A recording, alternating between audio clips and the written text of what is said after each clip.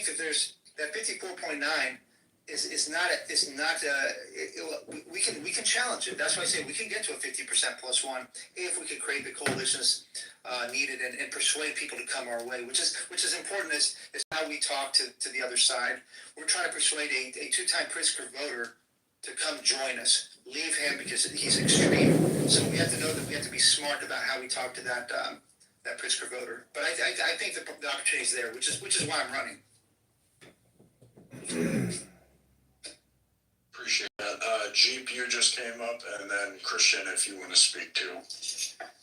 Hey, first I'd like to start and say, Ted, you're our guy. You're our only guy and our only hope, unless we have a federal indictment of getting rid of JB. I really truly believe that. One of the things that I would like to see from your campaign, Ted, is you get out and speak to the people of Illinois, especially the Republicans, and let them know that we've tried the Darren Bailey, act. Darren seems like a great guy. He really does. Darren is unelectable in Cook County and in the Cook County suburbs. We know whoever is going to carry Illinois has got to win Cook County. It's as clear as day. And I think you really need to really hit home that point to all the people that are on the fence and all the people that are, undecided at this point that, we've tried that, Darren Bailey performance and it doesn't have a happy ending. So I would just personally, try to drive that point home over the next few weeks. It has nothing to do with a character assassination of Darren, but plain and simply is facts. We've seen this play out before. This is not something that's going to be new to anyone, and you have the proof in hand. So I think I'd really love to see you, once again, really get out there and really make a point, a salient point to get all those people that are sitting on the fence to say, hey, listen, we've seen this movie play and it does not have a happy ending for Illinois Republicans. That was my first point. My second point is, from my point of view, I would love to see you, especially as your campaign moves forward and hopefully successfully moves forward, get a Trump endorsement. And I don't know how easy or hard these things are. I have a feeling that, I know Trump in the last campaign, he endorsed Bailey. He came out in a couple, campaign stops. He, mentioned, Darren Bailey will be the next governor. I say this vividly because it kind of shook me to my core when he said that Darren Bailey will be the next governor of Illinois. And it was like, wow, it was great. So I don't know what kind of, ties or what kind of, some people might think it's a negative thing to be tied into the Trump, world right now. I personally don't. I think it's a good thing. And I think if someone like Trump and his White House get behind you and just get you on their radar, that's a good thing. That's my personal opinion. And the last thing I'm going to say is I just saw a poll tonight for the Illinois Senate race. And it has Julia Stratton down trailing by 22 points. So my takeaway, and I saw Darren Bailey just made some comments on it, is that JD is not a popular person in Illinois. We all know that. He's beatable. He's throwing so much money behind Stratton, and she's still down 22 points to, I think, Christian Murphy is the one who's leading that race right now. So I do believe, like you said, that JB is beatable, and I'm going to donate to your campaign as soon as we hang up, or as soon as I hang up, because I really believe that you are our only way, besides, like I said, maybe a federal indictment, of getting rid of JB. On that note, I will leave. God bless you all, and I will talk to you soon. Well, thanks for those comments. Let's see, Bailey. Yeah, the cold hard facts. I supported Bailey last time. Supported him strongly, but as I said, he just didn't have appeal up here, and he lost by 35 points. And we have to remember that's with $50 million backing from the Uline camp, and Pritzker also supporting him. getting his name ID up and all that. So if Bailey couldn't do it then, and now of course Uline is with Dabrowski camp now, so he no longer has that. So I think we've already seen, he got 58%. Bailey got 58% of the vote in the primary last time, and the recent poll by Emerson had him at 34%. So if you assume that poll is right, he's lost 24 points of support, and most of that is now moved into the undecided category. That was early January. I think a lot of things have changed since then. We've spent a ton of money since then on our ads and all that. But Bailey, it would be delusional, I think, to try to get Bailey in again when he just was so far away, and he's not doing anything differently. And if anything, he just doesn't have the money now. So I think that's it. And he's not raising money. He's having a hard time with that. He's lagged strongly. So that's the fact on that. And, as to the Trump thing, interesting is that interesting comparison would probably be Youngkin. Youngkin got the Trump endorsement in Virginia. I don't think he flaunted it or anything, but he had the Trump endorsement. But he had to do it in Virginia, kind of what we have to do here, and get away from much of the craziness. So yeah. So I appreciate those comments. And I also appreciate it, and I feel like everyone does here. Yeah, he might be a nice guy, but at the end of the day, he picked someone that definitely doesn't help his campaign. And when it comes to grassroots organizations, I'm a PC. I'm one of those guys knocking on the doors and talking to all the ground level people, and there is just no enthusiasm behind it. So I really hope that we don't just have another repeat of the last election. But Christian and Kate, Kyle, just one quick thing. Also, speaking of grassroots and kind of the support, Illinois Family Action, the pro-life, pro-family, pro-faith group has moved away from Bailey and moved to our camp as well. I got the endorsement from them just the other day, so that's another big thing. That's great news, and that kind of just shows you the momentum shifting. And again, we're not here to do any character assassination. No. That's not what's happening right now. And I very much appreciate how talking to a lot of the candidates that we have come on, they are of a higher cut in how they carry themselves, and they sell themselves. They don't just bash the other people, which is something that I wish most Republicans could start learning to do, like your level of character. So I very much appreciate that. But all of us are worried about that actually happening. Alex, you just joined. You were invited to speak earlier, but I noticed you dropped down. So if you wanted to go ahead and say anything, we've got Ted a few more minutes before we respect the rest of his evening and allow him to have a break. So go ahead. I guess my only question is, if you become governor, will you take Illinois out of the popular vote interstate compact? I'm not sure. What was I didn't understand the question.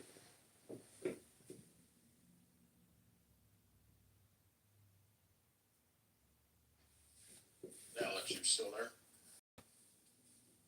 Yeah, I'm still here. Very recently, once Vandenberg in Virginia became the governor, one of the first things she did was Virginia in this coalition called the Popular Vote Interstate Compact. I know Illinois was at a vote about 10 years ago. The main objective it would be if the popular vote didn't match the electoral college vote, all the electors of all the states in the compact would decide with the members wanted the popular vote. If you become the governor, would you pull Illinois out of it? Yeah, we definitely want to preserve the electoral college. We don't want to have a country that's determining everything by the votes of Chicago and New York City and a few places. So absolutely, we protect the electoral college. I have one more question, and it would probably deal temporarily with executive and have to be moved through the legislature to be permanent. What would you do in reference to the voter ID? Like, I know we're waiting on Thune to the state level really approach that to make a big difference in that alone. Well, I saw, I don't know if you guys saw, I'm just running around on the internet, and I didn't get to check it in detail, but what it showed was that so much of the country supports voter ID, and it was whites, blacks, Latinos, I think everybody over 75%. It's a common sense thing. It's a no-brainer. It's just one of those things where we have to just lobby the heck out of it and make that common sense persuadable argument to the legislature. Of course, it'll probably be opposed by those who don't want to see cleaner elections. I mean, this is clearly a thing that gets you to cleaner elections and less fraud. And I would imagine that Republicans are all going to support it, and Democrats are sadly going to oppose it. So it just becomes again a big exposure campaign and a big fight campaign, and we try to figure out how to do it from an executive perspective. I would imagine that the courts will step in and all that, and it's just one of the many battles we have to have. But I still like to think that the moral case is on our side and all that, and eventually we can win these arguments. But by the way, I think everything, nothing I think is easy. I think my governorship the first 4 years really is another 4-year campaign, trying to persuade people to join us and try to persuade people to kick out many Democrats in the legislature who won't support reform. So it's really, this is all an 8-year work.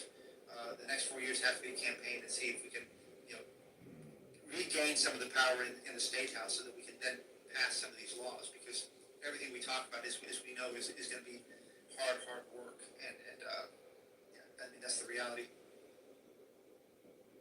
As you just said, that's a very realistic way of looking at it, because far too many will see, we'll use Trump's election just for the sake of conversation. By the midterms, everyone's disappointed by all the things he hasn't done, but don't focus on the things he has done. And far too many people don't understand, or they do and just choose to ignore it when it comes time to whine how slow government years move, unfortunately. So the idea that this isn't a one-term thing, or hopefully even a two-term thing, it's a long-term thing that has to be regularly maintained, just as any other fine-moving engine. You have to regularly fight for it. You have to regularly hold off the assaults from leftists, and just fight for the Constitution and the people of the state. And with that, I feel like you have a great ground game going forward. Real quick, before we let you go, 5 more minutes. Christian, do you have, someone just requested, bear with me, David, okay? All right, and David, before we let him go, I'll let you be the question before we let him bow out. Are you letting me go, Kyle? Hello. Yeah, hi, can you hear me? David, then Christian. David, go ahead. Oh, you can hear me okay, I'm in my car, so I'm navigating through technology. Hey, Ted, good to hear from you. Hello. Yes, can you hear me, guys? Yes. Okay, great. So a couple questions.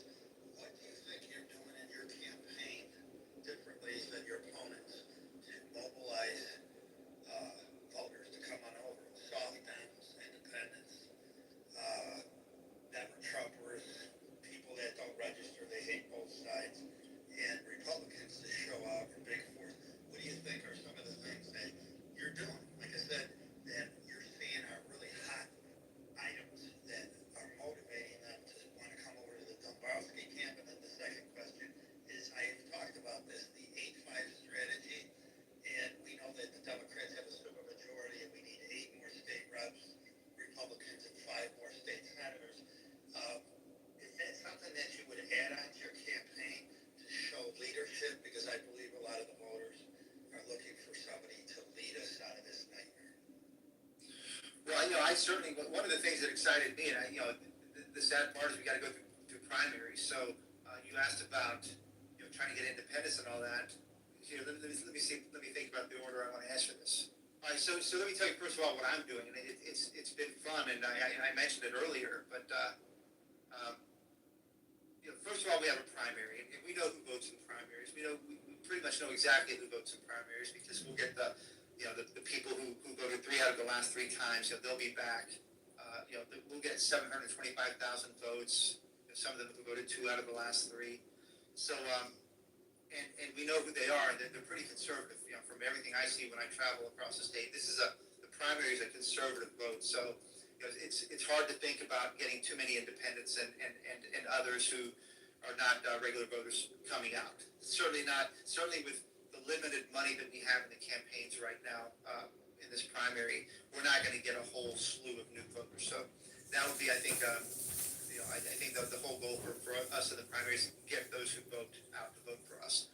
Now that said, I also want to make sure that people understand I'm running a campaign that can win the general, and that's why I've been going to speak to the Hispanics. If you guys go to here on X, you'll see I've been speaking to the evangelical churches. I did a radio interview with the evangelical Hispanic churches, but not just them. The Filipinos, the Romanians, the Syrians. As I mentioned before, there's a whole group of people hungry for change, and they're looking for somebody who understands, I guess, the ethnic, the kind of the immigrant, that desire for the true conservative values that they came here for. They fled. The Assyrians fled. They fled their persecution, and same thing for the Romanians and many others. They want to get back to freedom that they came here for. So that's been fun. I was with Willie Wilson the other day. We did a Facebook Live. So I've been talking to Willie and trying to make sure that we understand the black community, their needs, and certainly they're upset about the illegal immigration. And so I think that what's interesting is really building that coalition that's different. And so that's that. Your second, I lost it. Yeah, they have 5 states, so they need more state Oh, reps. yeah, I'm excited for that, and certainly getting through the primary. I think that my work that I've done at WirePoints is exactly that. It's showing the path for how we message, right? It's always been a data-centric, reasonable, logical, persuading message with a moral case behind it. And so, I would love to help everybody up and down the ballot if I can. I mean, that's I think what I bring to the table more than my competitors. I've been doing this for a long time. I've been working with the legislature. I've been working with any legislator who wants to do reform-oriented policy. I've been there for them. I've testified. I've worked with the grassroots groups, and people like Christian Maxwell. She's that's the kind of person you want to work with. Absolutely, and I'll say this, I remember talking to you, you may or may not remember, it's been a long time because you've been on this trail, maybe 8 months ago, and I remember you came to Trump International, to Chicago Flips Red, and I said, Ted, are you going to run? And you said, well, I'm working on it, Dave. So you're running, I'm proud of you, I'm glad you're running. So Thank you. Appreciate it. Yes, and as want to note to end on, good timing with Christian coming up, and you mentioning her, one of our favorites.